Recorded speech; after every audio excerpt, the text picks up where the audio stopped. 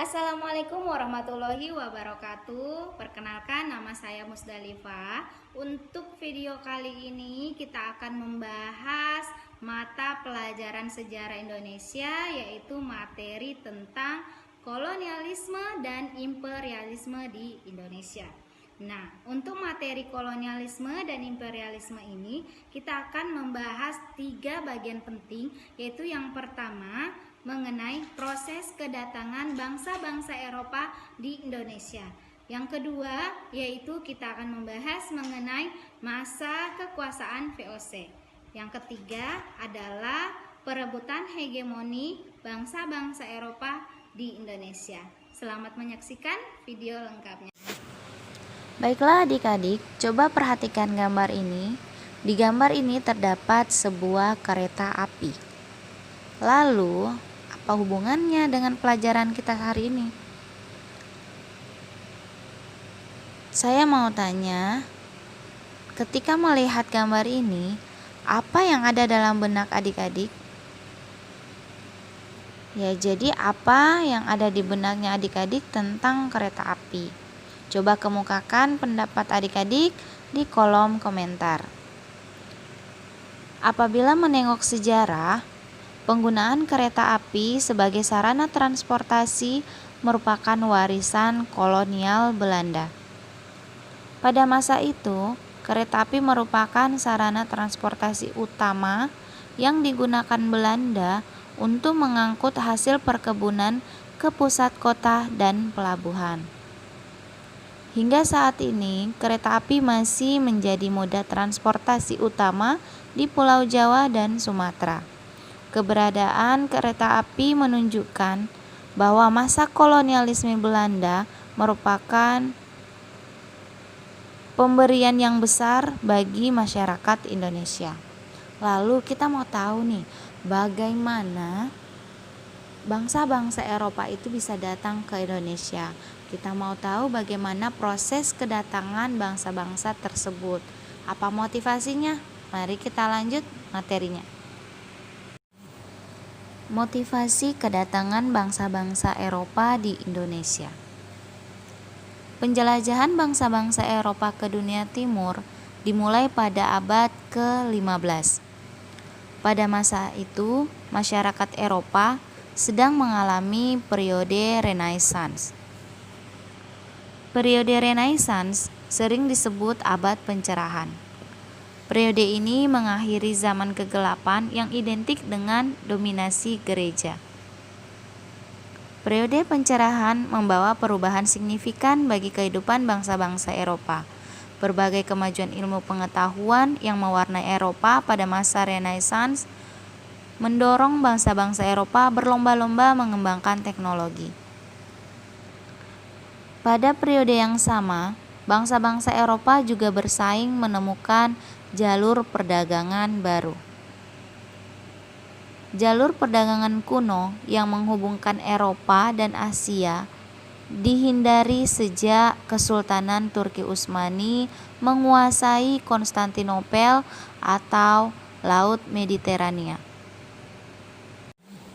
Nah, Ibu tadi telah jelaskan mengenai periode Renaissance yang mendorong bangsa-bangsa Eropa berlomba-lomba mengembangkan teknologi. Lalu faktor-faktor yang lain apa lagi?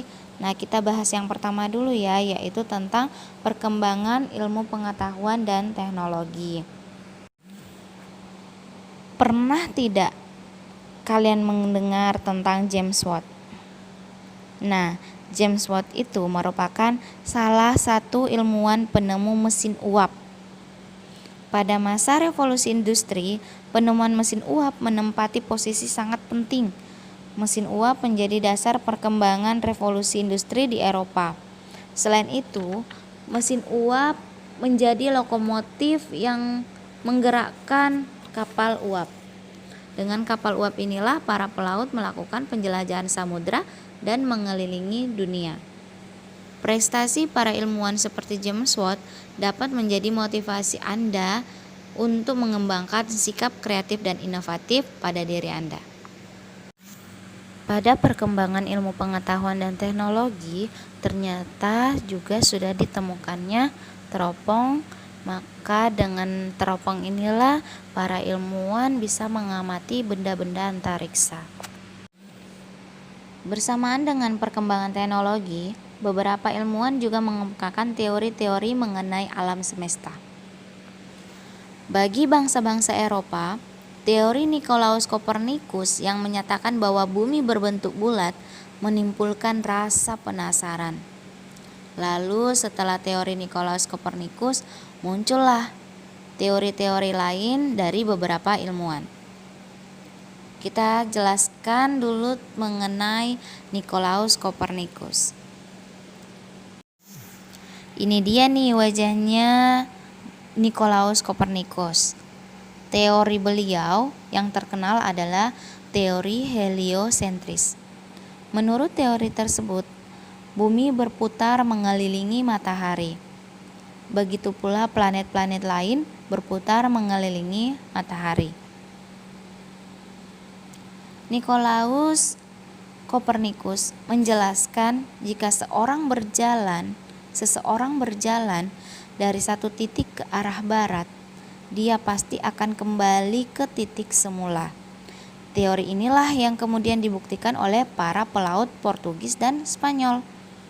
Melalui penjelajahan dengan rute berlawanan arah, tetapi dapat bertemu di Kepulauan Maluku.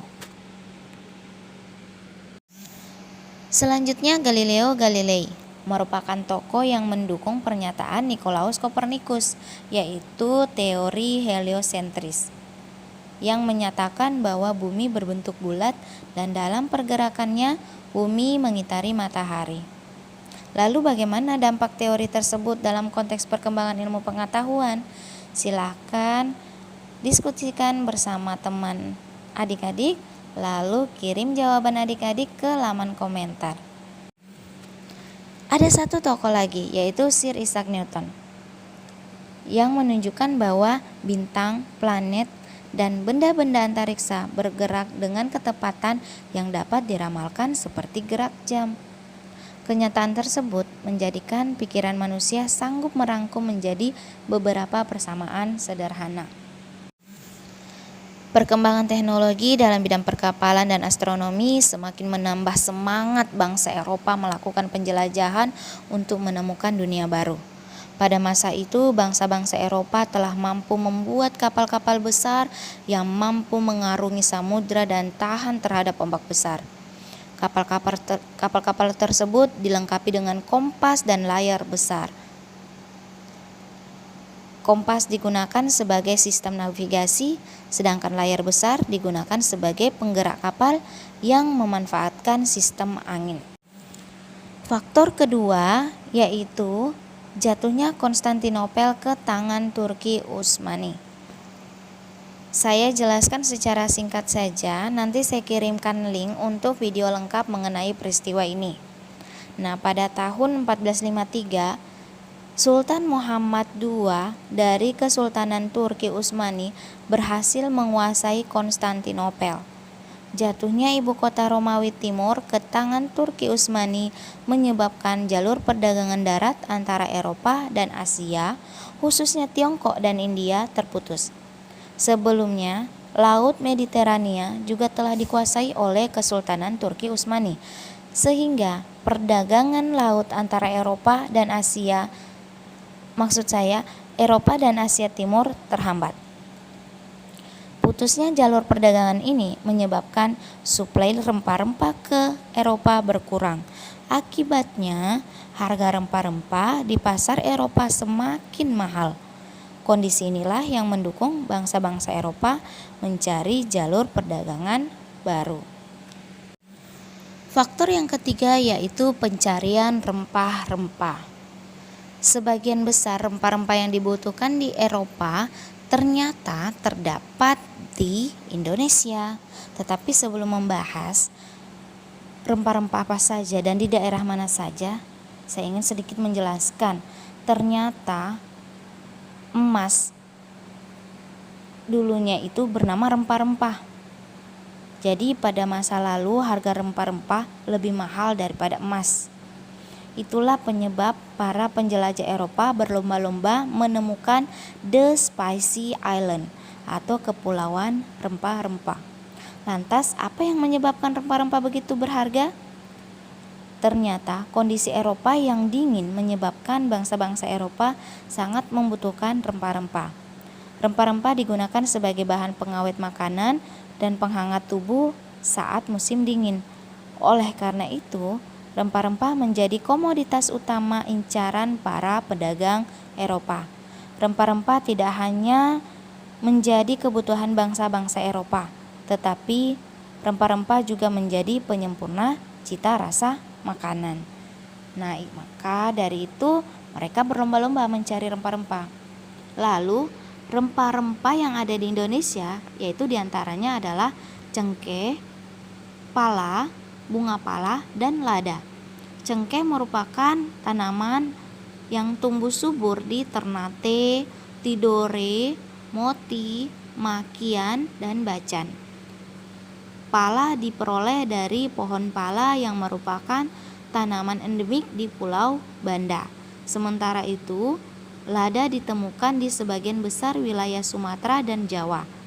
Ketiga jenis rempah-rempah ini paling banyak diburu oleh pedagang Eropa. Selanjutnya, faktor yang terakhir nih, yaitu adanya semboyan 3G atau 3G. Nah, semboyan apakah itu? Yaitu semboyan gold, glory, dan gospel. Lalu, apa sih arti semboyan gold, glory, dan gospel bagi penjelajah bangsa-bangsa Eropa? Jadi, semboyan gold memotivasi bangsa-bangsa Eropa untuk memburu kekayaan berupa emas, perak, dan bahan tambang yang sangat berharga. Untuk semboyan glory berarti kejayaan. Semboyan ini mendorong berkembangnya imperialisme kuno.